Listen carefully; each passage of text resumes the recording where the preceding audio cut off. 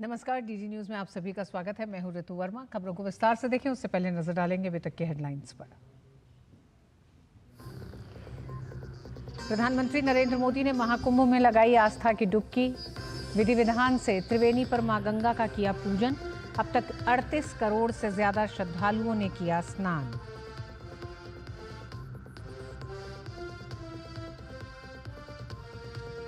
केंद्रीय गृह मंत्री अमित शाह ने दिल्ली में जम्मू कश्मीर पर सुरक्षा की समीक्षा बैठक की अध्यक्षता की। जम्मू कश्मीर के उपराज्यपाल मनोज सिन्हा समेत कई वरिष्ठ अधिकारी रहे मौजूद।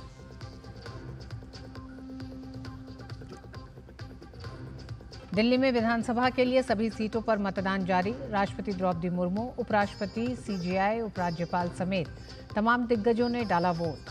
आप, बीजेपी और कांग्रेस के बीच है त्रिकोणीय मुकाबला।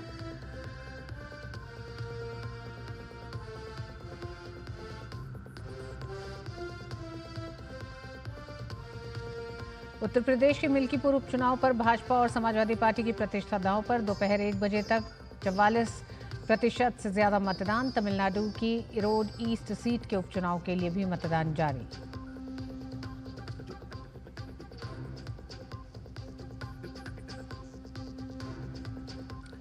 और लीबिया में फंसे 18 भारतीय नागरिकों की आज होगी वापसी।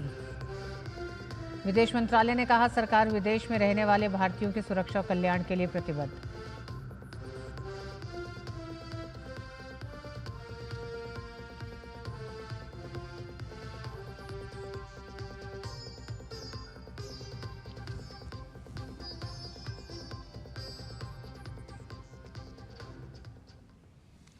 प्रधानमंत्री नरेंद्र मोदी ने तीर्थराज प्रयागराज पहुंच महाकुंभ में शामिल हुए। वे पहले अरैल घाट पहुंचे, उसके बाद जेटी से संगमनोस पहुंचकर स्नान किया। अरैल घाट से प्रधानमंत्री नरेंद्र मोदी मुख्यमंत्री योगी आदित्यनाथ के साथ जेटी में बैठकर संगमनोस तक पहुंचे।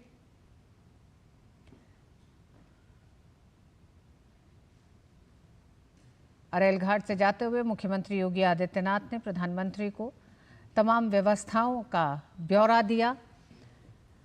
साथ ही साथ बड़ी संख्या में श्रद्धालु भी वहां मौजूद थे प्रधानमंत्री के अभिवादन के लिए।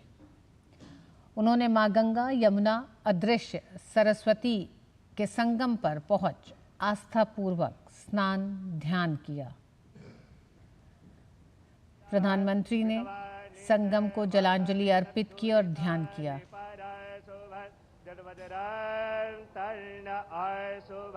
हरि ओम नमस्ते रुद्रमण्यवा भूतोत इखवे नमः बाहुभ्यामुतते नमः जाते रुद्र शिवा तनूरघोरा पापकाशिनीतया नस्तन्वा संतमया गिरिसन्ताभिचाकसी जामि कुङ्गिरिसन्तहस्ते विवर्खस्तवे शिवाङ्गिरितरतां कुरुमा हि गुंसीः पुरुखं जगत शिवे नवचसा। इस दौरान प्रधानमंत्री के हाथ में रुद्राक्ष की माला भी नजर आई, जिससे उन्होंने जप किया। इससे पहले साल 2019 में अर्धकुंभ के वक्त भी प्रधानमंत्री ने संगम में डुबकी लगाई थी। महाकुंभ के सभी तीनों अमृत स्नान बीत चुके हैं और गंगा तट पर महीने भर तक जप ध्यान करने वाले नेवी कल्पवासी भी 14 फरवरी तक रहेंगे। इसके बाद महाशिवरात्रि के दिन स्नान के बाद महाकुंभ समाप्त हो जाएगा। इसके बाद 12 वर्ष बाद अवसर आएगा जब प्रयागराज में कुंभ का आयोजन होगा। संगम में स्नान के बाद प्रधानमंत्री ने विधि पूर्वक मंत्रोच्चार के बीच प्रयागराज की पूजा की। उन्होंने मां गंगा और मां यमुना को वस्त्र भेंट किए। उन्होंने तीर्थराज त्रिवेणी की आरती उतारी। जल, दुग्ध और वस्त्र मां गंगा को अर्पण कर प्रधानमंत्री ने मां गंगा को प्रणाम किया। ओम गंगे च यमुने चैव गोदावरी सरस्वती नर्मदे सिंधु कावेरी जलेस्मिन् सन्निधिं कुरु। ओम सुजातो ज्योतिघासः सन्भवरूथम सतस्वाहा वासो अग्ने विश्वरूपगुं संयस्वविभावसो वस्त्रोपवस्त्रं समर्पयामि। ॐ नाभ्यायासीदन्तरिक्षगुं शेष्णो द्यौः समवर्तता पद्भ्यां भो मृदेशाः स्तोत्रान् तथा लोकान् कल्पयन् नैवेद्यं निवेदयामि प्रदक्षिणां समर्पयामि।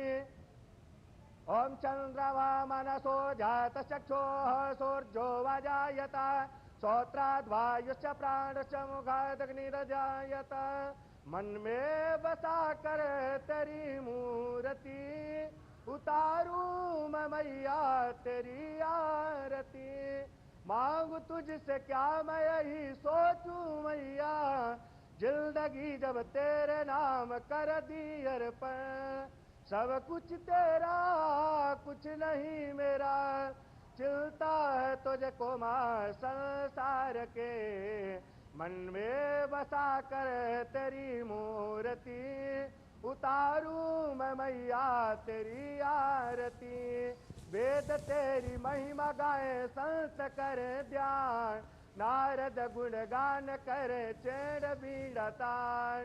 भक्त तेरे द्वार करते हैं पुकार हम सब तेरी माँ उतारे आरती। मन में बसा कर तेरी मूर्ति उतारूं मैं मैया तेरी आरती। ओम। पीएम मोदी ने प्रयागराज में महाकुंभ में स्नान के बाद अपनी भावनाएं जाहिर की। उन्होंने सोशल मीडिया एक्स पर लिखा, प्रयागराज में महाकुंभ में आकर धन्य हो गया। संगम पर स्नान एक दिव्य जुड़ाव का क्षण है और इसमें भाग लेने वाले करोड़ों अन्य लोगों की तरह मैं भी भक्ति की भावना से भर गया। माँ गंगा सभी को शांति, ज्ञान, अच्छे स्वास्थ्य और सद्भाव का आशीर्वाद दे। संगम की रेती पर भव्य और दिव्य महाकुंभ का आयोजन जारी है। बीते 23 दिन में 38 करोड़ से अधिक श्रद्धालुओं ने संगम में स्नान किया है। पौष पूर्णिमा 13 जनवरी 2025 से शुरू होने वाला महाकुंभ दुनिया का सबसे बड़ा आध्यात्मिक और सांस्कृतिक समागम है जो दुनिया भर से श्रद्धालुओं को आकर्षित कर रहा है। महाकुंभ 26 फरवरी को महाशिवरात्रि तक जारी रहेगा। केंद्रीय गृह मंत्री अमित शाह ने दिल्ली में जम्मू कश्मीर पर सुरक्षा समीक्षा बैठक की अध्यक्षता की। जम्मू कश्मीर के उपराज्यपाल मनोज सिन्हा, पुलिस महानिदेशक ननिल प्रभात समेत कई वरिष्ठ अधिकारी मौजूद रहे। बैठक में जम्मू कश्मीर के ताज़ा हालात पर विचार विमर्श किया गया।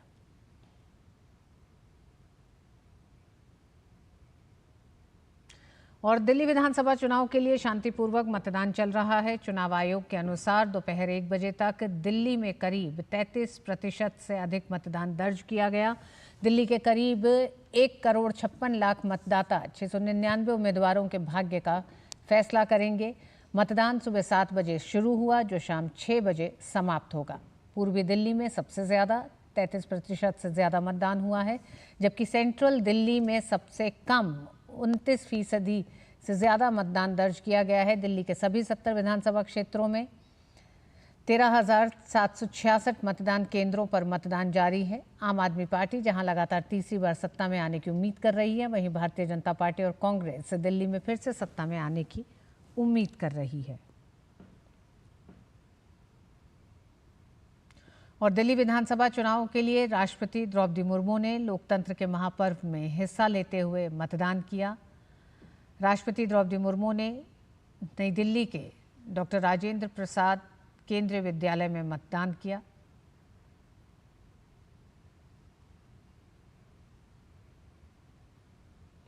दिल्ली विधानसभा चुनाव के लिए उपराष्ट्रपति जगदीप धनखड़ ने अपने मताधिकार का प्रयोग किया। उपराष्ट्रपति ने अपनी पत्नी सुदेश धनखड़ के साथ कतार में लगकर लोकतंत्र के इस पर्व में भाग लिया।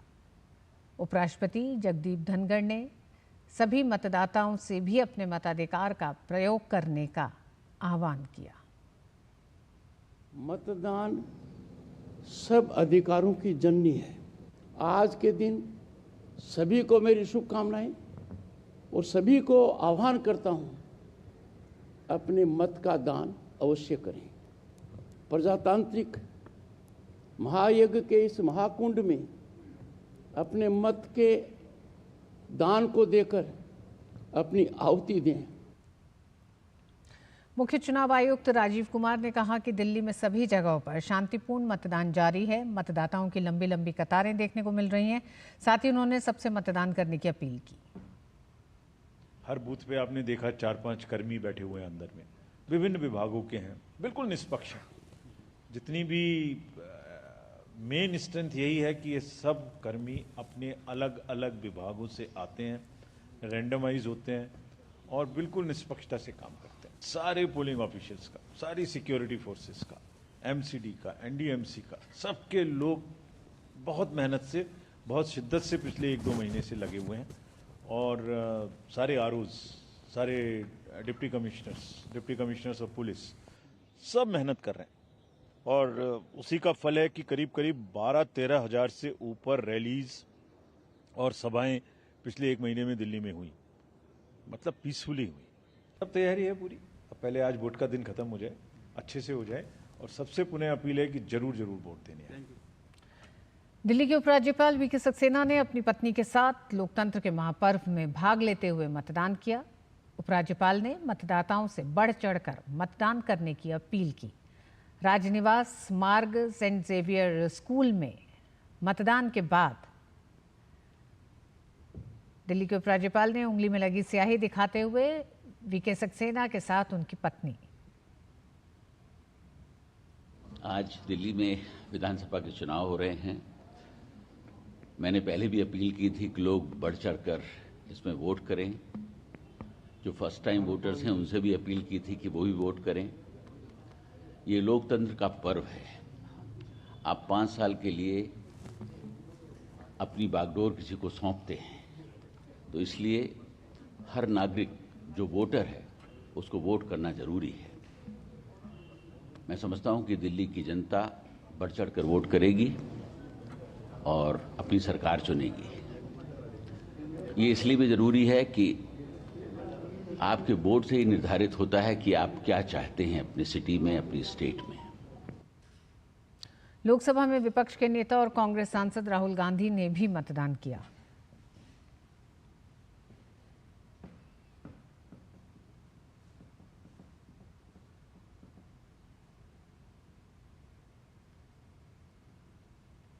दिल्ली की मुख्यमंत्री आतिशी व कालकाजी विधानसभा सीट से आप उम्मीदवार आतिशी ने भी मतदान किया।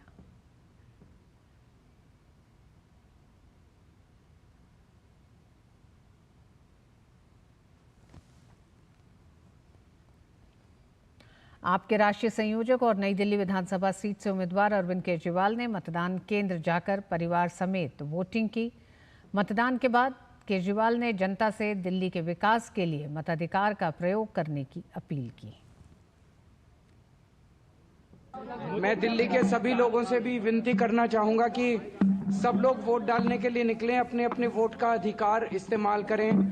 अच्छे स्कूल बनाने के लिए, अच्छे मोहल्ला क्लिनिक बनाने के लिए, अच्छा इलाज के लिए, अस्पतालों के लिए, दिल्ली के विकास के लिए वोट डालें सब लोग। दिल्ली विधानसभा चुनाव में मतदान को लेकर दिल्ली में उत्साह का माहौल देखने को मिल रहा है। आज 90 साल के बुजुर्ग मतदाता भी मतदान केंद्र पर पहुंच रहे हैं। दिव्यांगों के लिए भी चुनाव आयोग ने विशेष सुविधा दी है। दिल्ली के सफदरजंग एन्क्लेव में कैसा है मतदान, इसको लेकर उत्साह का जायजा लिया हमारे संवाददाता गिरीश निशाना ने। दिल्ली विधानसभा की 70 सीटों पर सुबह से मतदान चल रहा है। 13,766 मतदान केंद्र बनाए गए हैं जहां पर लोग अपने मत का इस्तेमाल कर रहे हैं। दिल्ली के सफदरजंग एन्क्लेव में भी ये एक पॉश इलाका है जहां पर लोग सुबह से मतदान करने पहुंच रहे हैं। कुछ लोग हैं हमारे साथ। वोट तो हमेशा देना ही चाहिए, एक पर्व है। एक इलेक्शन का खाली इलेक्शन नहीं है, ये हमें हमारी जिम्मेदारी से, हमारी जवाबदेही और हमारा अधिकार, तीनों चीज़ें इसमें आती हैं। और दिल्ली के अंदर इस टाइम जो इलेक्शन हो रहा है बहुत ज़रूरी है। 10 साल के शासन के बाद लोगों में जो एक नाराजगी है, लोगों में देख रहे हैं कहीं सड़कें नहीं है, कहीं कूड़ेदान, कहीं ड्रिंकिंग वाटर क्वालिटी का वाटर नहीं है, मतलब इतने सारे एक्सक्यूजेज हैं मैं देख रहा हूँ। उसके बावजूद अगर वो इलेक्शन लड़ रहे हैं, उनकी हिम्मत की दाद देता हूँ मैं तो। बट फिर भी मैं, मेरे साथ एक बुजुर्ग मेरे आदरणीय हैं, 90 साल की उम्र में भी वोट डालने आए हैं। एक ही तो हक मिला है गवर्नमेंट चुनने का, तो क्यों ना चुने उसको। पूरा हक इस्तेमाल करेंगे। अभी जो माहौल है उसके हिसाब से सड़कें वगैरह, पानी की दिक्कत भी बहुत रही है, गंदी आती है पानी भी। उसके बाद सीवर की रही, पानी की, सड़कों की, सबकी सुविधाएं जो होनी चाहिए थी सरकार की तरफ से वो हो नहीं पाई है। तो अभी लोग बदलाव चाह रहे हैं। महिलाएं अब जागरूक हो गई हैं, बहुत प्रखर बुद्धि की है हमारी महिलाएं, तो वो समझ रही हैं कि छलावे से काम नहीं चलेगा अब। तो वो बहुत उम्मीद है कि वो उसी तरफ जाएंगी जिस तरफ जनहित में। तो महिलाएं तो काफ़ी जागरूक हैं और वोट डाल रही हैं। आप यहाँ देख सकते हैं ये वॉलंटियर्स लगाए गए हैं ताकि जो बुजुर्ग और दिव्यांग मतदाता हैं उनकी मदद कर सकते हैं। हम यहाँ दिव्यांगजनों की मदद कर रहे हैं। जो दिव्यांगजन हैं उन्हें हम इस व्हील चेयर पर ले जा करके उन्हें वोट डालने के लिए हम प्रोत्साहित कर रहे हैं। आपको कितनी खुशी मिलती है जब लेके जाते हैं? बहुत ज़्यादा खुशी होती है क्योंकि हमें कुछ मतलब ये काम करके अच्छा लग रहा है। वोट डालना तो सबसे ज़रूरी काम है किसी भी नागरिक का। ये आपका अधिकार होता है वोट देना। अगर आप खुद से नहीं जाएंगे वोट देने तो आप बाद में शिकायत भी करेंगे कि सरकार ये नहीं करती, वो नहीं करती। तो आपका खुद से पहले ड्यूटी बनती है। हर व्यक्ति की ड्यूटी बनती है, जो मतदाता है दिल्ली का, वो समय से पहुंचे और मतदान करे। कैमरामैन जगमोहन प्रधान के साथ गिरीश निशाना, डीडी न्यूज, दिल्ली। वहीं दूसरी तरफ दिल्ली की ओखला विधानसभा सीट से आम आदमी पार्टी के प्रत्याशी अमानतुल्लाह खान पर एफआईआर दर्ज की गई है। दिल्ली पुलिस ने आचार संहिता का उल्लंघन करने के खिलाफ जामिया नगर पुलिस थाने में एफआईआर दर्ज की है। दरअसल अंसार इमरान नाम के एक शख्स ने सोशल मीडिया प्लेटफॉर्म एक्स पर आपके प्रत्याशी अमानतुल्लाह खान के समर्थन में प्रचार करने का एक वीडियो शेयर किया था। उसने एक्स पर लिखा कि चुनाव प्रचार खत्म होने के बाद भी आपके समर्थक ओखला में घूम रहे हैं और धारा 144 और आदर्श आचार संहिता का उल्लंघन कर रहे हैं। वीडियो सामने आने के बाद पुलिस ने एक्शन लेते हुए आप प्रत्याशी पर आचार संहिता के उल्लंघन के आरोप में एफआईआर दर्ज की। डीसीपी साउथ पूर्वी दिल्ली के एक्स हैंडल से एक पोस्ट करके इसकी जानकारी दी। उधर मतदाताओं के साथ जबरदस्ती करने के आरोप में आपके एक कार्यकर्ता को हिरासत में ले लिया गया। पुलिस कमिश्नर ने आप सांसद संजय सिंह के एक्स पोस्ट का जवाब देते हुए लिखा कि वह मतदाताओं को आम आदमी पार्टी की मेज पर आने की जबरदस्ती कर रहा था, जिसके बाद उसे हिरासत में लिया गया। दरअसल आप सांसद संजय सिंह ने एक्स पर बिना वजह उदय नामक कार्यकर्ता को मंदिर मार्ग थाने में हिरासत में रखने की बात कही थी। उन्होंने ये भी बताया कि फिलहाल वह खुद भी थाने में ही हैं।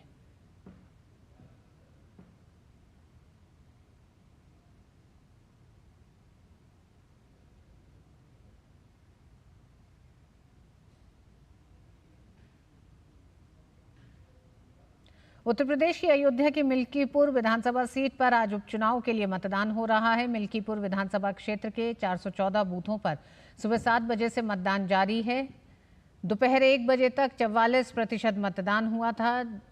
2024 में हुए लोकसभा चुनाव में मिल्कीपुर विधानसभा के विधायक अवधेश प्रसाद के सांसद चुने जाने के बाद ये सीट खाली हुई थी, जिस पर आज चुनाव हो रहा है। मिल्कीपुर सीट पर बीजेपी का सीधा मुकाबला समाजवादी पार्टी से है। दोनों ही दल इस चुनाव को जीतने के लिए पूरी ताकत लगा दी है। अयोध्या के मिल्कीपुर विधानसभा क्षेत्र में लगभग 3,70,000 मतदाता हैं। इस बार के उपचुनाव में यहां से 10 उम्मीदवार मैदान में हैं। समाजवादी पार्टी से अजीत प्रसाद और बीजेपी से चंद्रभान पासवान चुनावी मैदान में हैं। वहीं बीएसपी ने उपचुनाव लड़ने से इनकार कर दिया था। मिल्कीपुर विधानसभा सीट एक आरक्षित सीट है। बीएसपी भले इस चुनाव में नहीं उतरी हो, लेकिन बीएसपी का परंपरागत वोट यहां जीत हार में बड़ी भूमिका निभा सकता है। इस सीट पर दलित वोटर्स अधिक संख्या में हैं और जिस तरह इनका झुकाव रहा, उनका जीतना लगभग तय माना जाता है। उधर तमिलनाडु के इरोड ईस्ट विधानसभा क्षेत्र के लिए भी उपचुनाव में वोटिंग जारी है। दोपहर 1 बजे तक 42% मतदान हुआ। 53 जगहों पर 237 बूथों पर वोटिंग हो रही है। 44 निर्दलीय उम्मीदवार सहित कुल 46 उम्मीदवार मैदान में हैं। डीएमके ने पूर्व विधायक वीसी चंद्र कुमार को मैदान में उतारा है, जबकि एमके सीतालक्ष्मी एनटीए की तरफ से हैं। मुख्य विपक्षी दल एआईएडीएमके और भाजपा ने उपचुनाव का बहिष्कार किया है। वे चुनाव नहीं लड़ रहे हैं। कांग्रेस विधायक ईबीकेएस इलांगोवन की मृत्यु हो जाने के कारण इस सीट पर उपचुनाव कराया जा रहा है। तेलंगाना में जाति जनगणना को लेकर राजनीति गर्मा गई है। विपक्षी दल भारत राष्ट्र समिति बीआरएस ने राज्य की कांग्रेस सरकार पर कड़ा प्रहार करते हुए विधानसभा में पेश की गई जाति जनगणना के आंकड़ों को फर्जी करार दिया है। बीआरएस के कार्यकारी अध्यक्ष केटी रामाराव ने सोशल मीडिया एक्स पर पोस्ट की गई टिप्पणी करते हुए कहा कि रेवंत रेड्डी सरकार के पास जाति जनगणना के मुद्दे पर कोई स्पष्टता नहीं है और उसे राज्य विधानमंडल में पेश की गई तारीख के बारे में भी जानकारी नहीं है। उन्होंने सरकार पर इस मुद्दे पर यू टर्न लेने का आरोप लगाते हुए कहा कि पिछड़े वर्गों के लिए बढ़ा हुआ आरक्षण सुनिश्चित करने की जिम्मेदारी अब केंद्र सरकार की है। केटीआर ने आरोप लगाया कि पिछड़े वर्ग को सरकार गुमराह कर रही है क्योंकि वह 42% आरक्षण बिल के अपने वादे को पूरा करने में विफल रही है। बीआरएस के कार्यकारी अध्यक्ष ने दावा किया कि सरकार ने कोई सार्थक विधायी कार्रवाई किए बिना केवल एक घोषणा की है। वहीं भाजपा नेताओं ने भी कांग्रेस सरकार की आलोचना करते हुए कहा है कि वह केवल राजनीतिक लाभ के लिए जाति जनगणना लेकर आई है। पार्टी नेता पायल शंकर ने कांग्रेस पर बीसी के लिए 42% आरक्षण के अपने वादे की उपेक्षा करने और संवैधानिक संशोधन के लिए जिम्मेदारी केंद्र पर स्थानांतरित करने का आरोप लगाया। उन्होंने आरोप लगाया कि जाति जनगणना में व्यापक भागीदारी का अभाव है और इसमें त्रुटियां हैं।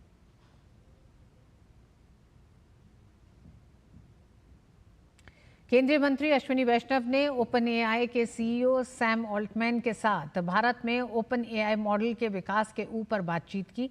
उन्होंने भारत के स्टार्टअप कंपनियों से नए एआई मॉडल पर विचारों को सामने रखा है। साथ ही उन्होंने कहा कि भारत की एआई स्टैक जीपीयू मॉडल और एप्स बनाने की रणनीति पर बात की।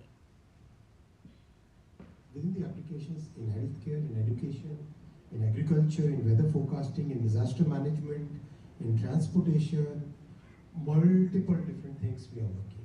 And I request the entire startup community to come up with very unique solutions, and we'll be open. We are very soon starting a kind of open competition for it, open empanelment competition kind of thing. So that will be huge. So many problems can be solved, and why don't we use this latest technology that we have for solving these problems?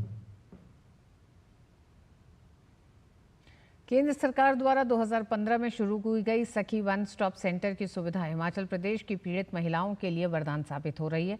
देश भर में इस योजना के तहत 722 centres खोले गए हैं, जिनमें से हिमाचल के 12 जिलों में 12 केंद्र अपनी सेवाएं दे रहे हैं।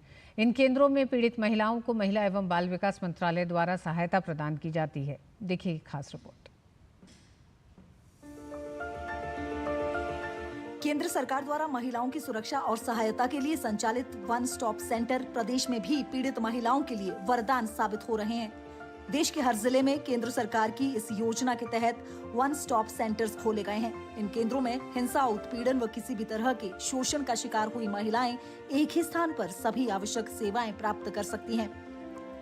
केंद्र सरकार द्वारा देश की बेटी, देश की महिलाओं के लिए कई योजनाएं चलाई गई हैं। उन्हीं योजनाओं में से एक है वन स्टॉप सेंटर यानी सखी योजना। इस योजना के तहत पूरे देश में अब तक 722 के करीब जो है शेल्टर्स खोले गए हैं और इसमें कोशिश की गई है कि प्रत्येक राज्य के प्रत्येक जिले में ये सेंटर्स खोले जाएं। हिमाचल प्रदेश में भी 12 जिलों में 12 सेंटर्स खोले गए हैं और इन सेंटर्स की खास बात यह है कि इन सेंटर्स में एक ही छत के नीचे 5 सुविधाएं जो है वो पीड़ित महिला, पीड़ित लड़की, पीड़ित बेटी को दी जाती है। ये 5 जो सहायताएं हैं वो है मनोवैज्ञानिक परामर्श, सामाजिक परामर्श, कोई भी कानूनी सलाह अगर पीड़ित को चाहिए वो, पुलिस विभाग द्वारा की जाने वाली सहायता और टेम्परेरी आश्रय। इस तरह की तमाम सुविधाएं जो है पीड़ित महिलाओं को एक ही जगह पर मिल जाती है। आज इस रिपोर्ट में जानेंगे कि हिमाचल प्रदेश में अब तक कितने जो केसेस है वो आए हैं और किस तरह से ये शेल्टर्स काम कर रहे हैं। सखी वन स्टॉप केंद्र से अब तक कई महिलाओं को न्याय और सुरक्षित भविष्य की राह मिल चुकी है। इन केंद्रों में पीड़ित महिलाओं को सुरक्षा और सहायता प्रदान की जाती है।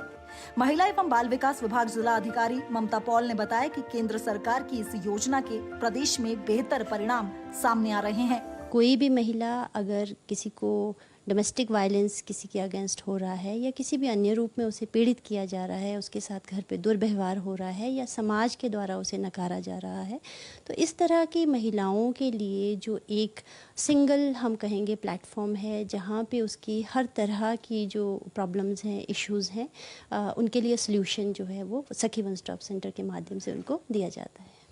वहीं शिमला के मशोबरा में चल रहे वन स्टॉप सेंटर की केंद्र प्रबंधक भावना कौशल ने बताया कि हिमाचल में 3500 के करीब मामले अब तक इस योजना के तहत दर्ज किए गए हैं।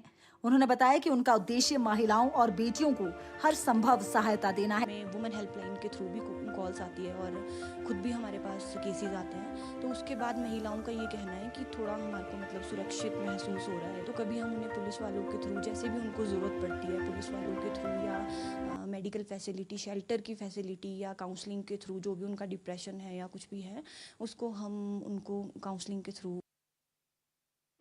डीडी न्यूज के लिए शिमला से प्रियंका गौतम की रिपोर्ट।